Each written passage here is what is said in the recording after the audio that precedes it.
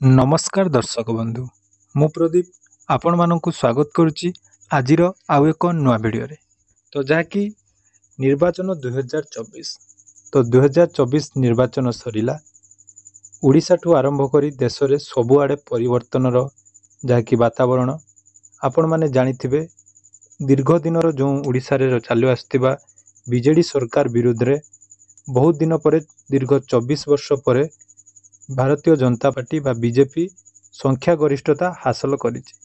तो ये संख्या गरिष्ठता हासिल कर सारला परे वर्तमान आपण मानक मनरे बहुत सारा उत्कंठा एवं जहाँकि आशा रही ओडिशार नुआ मुख्यमंत्री किए हेबे। जेहेतु 24 वर्ष धरी दीर्घ 24 वर्ष धरी आमर प्रिय नवीन पट्टनायक द्वारा ओडिशा जहाँकि शासित होई आसुला बा ओडिशार मुख्यमंत्री रूपे से दीर्घ 24 वर्ष धरी काम करी आसुले। वर्तमान जेहेतु निर्वाचन फलाफल अनुसार बीजेपी तार संख्या गरिष्ठता हासिल करिछि, तेणु बीजेपी तरफ किए मुख्यमंत्री कैंडिडेट हम एने सबु महल रे जाकि चर्चा चली। तो इलेक्शन पूर्वर एने कौन सूचना दि जाई नथिला जे कौन कैंडिडेट आगामी समय रे बीजेपी तरफ मुख्यमंत्री पद हासिल करिवे। आसंतु आजिर এই भिडियो रे बीजेपी तरफ आगको होबाकु थिबा किछि चर्चित चेहरा विषय आलोचना करिबा जो माने कि मुख्यमंत्री होबा पई योग्य अटंती बा भविष्यत रे आसंता 10 तारिख रे जो रही बीजेपी रो संकल्प बा शपथ ग्रहण सभा रे किए आम राज्यर जहाँकि मुख्यमंत्री होबा पई योग्य अटंती। तेणु आसंतु ए भिडियो रे ता विषय रे संपूर्ण डिटेल्स आलोचना करिबा। ता पूर्वरु जदि चैनल को प्रथम थर विजिट करचंती वीडियो को लाइक करिवे, चैनल को सब्सक्राइब कर नथिले एबे ही सब्सक्राइब करी पाखरे थिबा बेल आइकन को क्लिक कर नेबे। तो देखंतु जहाँकि 2024 निर्वाचन आम ओडिशा पई एक स्मरणीय निर्वाचन रहिबो, कारण दीर्घ 24 वर्ष धरी बीजेडी सरकार जो एक तरफा शासन करी आस्तुला ता विरुद्ध रे जहाँकि बीजेपी वर्तमान संख्या गरिष्ठता हासिल करिछि। तो 147 टी आसन रु बीजेपी 78 रे जहाँकि विजय लाभ करिछि, सेहीपरि बीजेडी 51 एवं कांग्रेस तरफ जहाँकि 14 टी आसन ग्रहण करिसेंती। सेहीपरि गोटे बहुत चर्चित विषय जहाँकि ए वर्ष बा एई निर्वाचन रे आम ओडिशा रु 3 जन स्वाधीन प्रार्थी जहाँकि विजय लाभ करिसेंती। तो ओडिशा रे किछि परिवर्तन हेबा पई जाउछि। तो सेही परिवर्तन हिसाब रे जदि आमे देखिबा तो 78 टी सीट सहित बीजेपी जहाँकि आगरे रही। तेणु सरकार गढ़ाटा एक प्रकार जहाँकि माने स्थिर हो जाइछि। तेणु वर्तमान आपण मानक मनरे जहाँकि प्रश्न रही किए आपण मानकर मुख्यमंत्री कैंडिडेट हेबे। बहुत सारा जहाँकि प्रथम ऑप्शन रे रही बहुत सारा लोक चाहते धर्मेंद्र प्रधान। तो धर्मेंद्र प्रधान जहाँकि ओडिशार मुख्यमंत्री होई पारंती। तो मु कहि रखिबी जेहेतु ओडिशार मुख्यमंत्री पद जहाँकि पाइबा पई हेले तांको विधानसभा लड़ीथिबा दरकार, अर्थात एमएलए कैंडिडेट से होइथिबा दरकार। जो माने एमएलए कैंडिडेट बा एमएलए प्रार्थी अटंती तो सेई मानकु केवल जहाँकि मुख्यमंत्री होबार सुविधा मिलु थाए।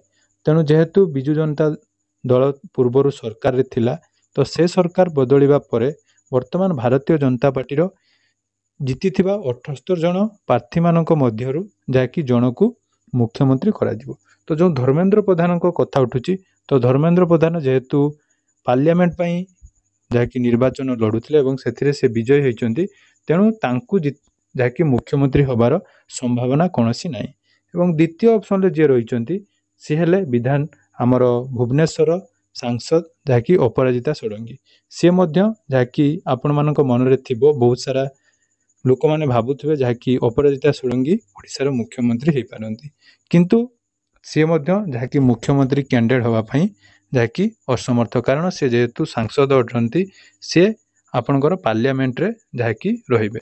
तापर देखंतु गोटे बहुत चर्चित चेहरा ओडिशा राजनीतिर जहाँकि 3 नंबर जे रहिचंती तो तांकु जदि देखिबा से होचंती हमर बीजेपी रो सभापति जेकि रहिचंती कार्यकारी सभापति, जहाँको नेतृत्व रे ओडिशा रे जहाँकि वर्तमान बीजेपी रो सरकार हेबा पई जाउचंती सी हेले चांदवाली रो विधायक हमर प्रिय जहाँकि मनमोल सामल। तो तांकर होबार संभावना अधिक अछि, कारण दीर्घ दिन धरी जहाँकि राजनीति क्षेत्र रे तांकर बहुत सारा बीजेपी प्रति अवदान रही ଏବଂ ତାଙ୍କ ଯାହାକି ଅଧ୍ୟକ୍ଷତାରେ ଏଥର ବିଜେପି ଭଲ ପ୍ରଦର୍ଶନ ମଧ୍ୟ କରିଛି। ତ ଯେତେବେଳେ ମେଣ୍ଟ କଥା ଉଠୁଥିଲା ସେତେବେଳେ ସେ ଏକାକି ଯାହାକି ବାରମ୍ବାର ମେଣ୍ଟ ବିରୁଦ୍ଧରେ ଯାଇ ଓଡ଼ିଶାରେ ସଂଖ୍ୟାଗରିଷ୍ଠତା ବର୍ତ୍ତମାନ ହାସଲ କରିଛନ୍ତି। ତେଣୁ ଯଦି ଆମେ ଦେଖିବା ତ ଯେଉଁ ରହିଛନ୍ତି ମନମୋହନ ସାମଲ ତାଙ୍କର ମଧ୍ୟ ଯାହାକି ମୁଖ୍ୟମନ୍ତ୍ରୀ ହେବାର ସମ୍ଭାବନା ଅଧିକ ରହିଛି। କିନ୍ତୁ ମୁଖ୍ୟମନ୍ତ୍ରୀ ଯାହାକି ଡିସାଇଡ୍ କରିବେ ସେଇଟା ଆମର ଦିଲ୍ଲୀରୁ ଡିସାଇଡ୍ ହେବ, ଏଇଟା ମଧ୍ୟ ଆପଣମାନଙ୍କୁ କହି ରଖିବି। ଆଉ ଯାହା ବି ଓଡ଼ିଶା ପାଇଁ ଆଗକୁ ଡିକ୍ଲେୟାର ହେବା ପାଇଁ ଯାଉଛି ସବୁ ଦିଲ୍ଲୀ ଅଧୀନରେ ଚାଲିବ, କାରଣ ଯେହେତୁ ବିଜେପି ସରକାର କେନ୍ଦ୍ରରେ ମଧ୍ୟ ଅଛି, ତେଣୁ ଓଡ଼ିଶାର ନିଷ୍ପତ୍ତି ବର୍ତ୍ତମାନ ସେଇ କେନ୍ଦ୍ର ସରକାରଙ୍କ ହାତରେ ରହିବ। ତ ତାପରେ ଯଦି ଦେଖିବା 4 ନମ୍ବରରେ ଏକ ଯୁବ ପ୍ରତିଭା ଯାହାକି ମୋ ନଜରରେ ବା ବହୁତ ସାରା ମଧ୍ୟ ଲୋକମାନଙ୍କର ଭଲ ପାଇବା ଅଛି ତାଙ୍କୁ, ସୂର୍ଯ୍ୟବଂଶୀ ସୁରଜ, ଯାହାଙ୍କ ନାମ ମଧ୍ୟ ଆପଣମାନେ ଜାଣିଥିବେ। ତ ଏଇ ସୂର୍ଯ୍ୟବଂଶୀ ସୁରଜଙ୍କର ମଧ୍ୟ ମୁଖ୍ୟମନ୍ତ୍ରୀ ହେବାର ସମ୍ଭାବନା ଯାହାକି କିଛି ମାତ୍ରାରେ ରହିଛି। ବହୁତ ସାରା ମିଡ଼ିଆରେ ମଧ୍ୟ ଆଉ ବହୁତ ସାରା ଯେଉଁ ରହିଛନ୍ତି ଜନତା ମଧ୍ୟ ଚାହୁଁଛନ୍ତି, ଯେହେତୁ ଓଡ଼ିଶାକୁ ବର୍ତ୍ତମାନ ଏକ ଶିକ୍ଷିତ ଏବଂ ଯୁବ ମୁଖ୍ୟମନ୍ତ୍ରୀର ଆବଶ୍ୟକତା ଅଛି, ହୁଏତ ତାଙ୍କୁ ଭାରତୀୟ ଜନତା ପାର୍ଟି ତରଫରୁ ଯାହାକି ଆପଣମାନଙ୍କର ମୁଖ୍ୟମନ୍ତ୍ରୀ କ୍ୟାଣ୍ଡିଡେଟ୍ ରୂପରେ ଆପଣମାନେ ଦେଖିବା ପାଇଁ ପାଇପାରିବେ। ତାପରେ ଯେଉଁ 5 ନମ୍ବରରେ ରହିଛନ୍ତି ସୁରେଶ ପୂଜାରୀ, ଆପଣମାନେ ଜାଣିଥିବେ ସୁରେଶ ପୂଜାରୀ ରହିଛନ୍ତି ଆମର ଭାରତୀୟ ଜନତା ପାର୍ଟିର ଏକ ବରିଷ୍ଠ ଯାହାକି ନେତା, ତାଙ୍କର ମଧ୍ୟ ସମ୍ଭାବନା ଯାହାକି ଅଧିକ ରହିଛି। ତ କୌଣସି ପରିସ୍ଥିତିରେ ଆମେ କହିପାରିବା ନାହିଁ, କାରଣ ଯେହେତୁ ଭାରତୀୟ ଜନତା ପାର୍ଟି ଏକ କେନ୍ଦ୍ରୀୟ ପାର୍ଟି, ତାଙ୍କର ନିଷ୍ପତ୍ତି ଆମର ଯାହାକି କେନ୍ଦ୍ରରେ ଥିବା ବରିଷ୍ଠ ନେତାମାନଙ୍କ ଦ୍ୱାରା ହୋଇଥାଏ। ତେଣୁ ତାଙ୍କ ତରଫରୁ କାହାକୁ ସେମାନେ ମୁଖ୍ୟମନ୍ତ୍ରୀ ରୂପେ ତିଆରି କରିବେ ତାହା ଆପଣମାନେ ପରବର୍ତ୍ତୀ ସମୟରେ ଜାଣିବା ପାଇଁ ପାଇବେ। କିନ୍ତୁ ଯଦି ଆମେ କଥା ହେବା ଆଗ ଧାଡ଼ିରେ ଏଇ ଯେଉଁ ପ୍ରାର୍ଥୀମାନଙ୍କ ନାମ, ଯେଉଁମାନଙ୍କର ନାମ ବର୍ତ୍ତମାନ ସବୁଆଡ଼େ ଚର୍ଚ୍ଚା ଚାଲିଛି, ତ ଏମାନଙ୍କ ମଧ୍ୟରୁ ହୁଏତ ବିଜେପି ତରଫରୁ କି ଆମର ନେକ୍ସଟ ଯାହାକି ସିଏମ୍ ବା ମୁଖ୍ୟମନ୍ତ୍ରୀ ହେଇପାରନ୍ତି। ତ ଆଶା କରିବା ଜଣେ ଯୁବ ପ୍ରତିଭା ବା ଜଣେ ଦକ୍ଷ ମୁଖ୍ୟମନ୍ତ୍ରୀ ଆମ ଓଡ଼ିଶାକୁ ଆସନ୍ତୁ, ଯାହାକି ଓଡ଼ିଶାର ସମୃଦ୍ଧି କ୍ଷେତ୍ରରେ ଆଗକୁ ବଢ଼ିପାରିବ।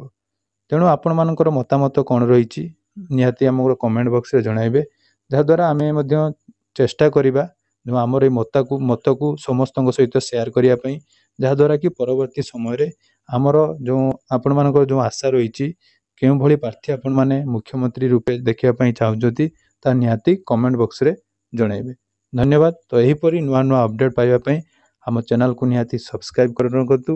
ପରବର୍ତ୍ତୀ ସମୟରେ ଆପଣମାନଙ୍କ ସହିତ ବହୁତ କିଛି ଆଗକୁ ଏ ବିଷୟରେ ଆମେ ଆଲୋଚନା କରିବା।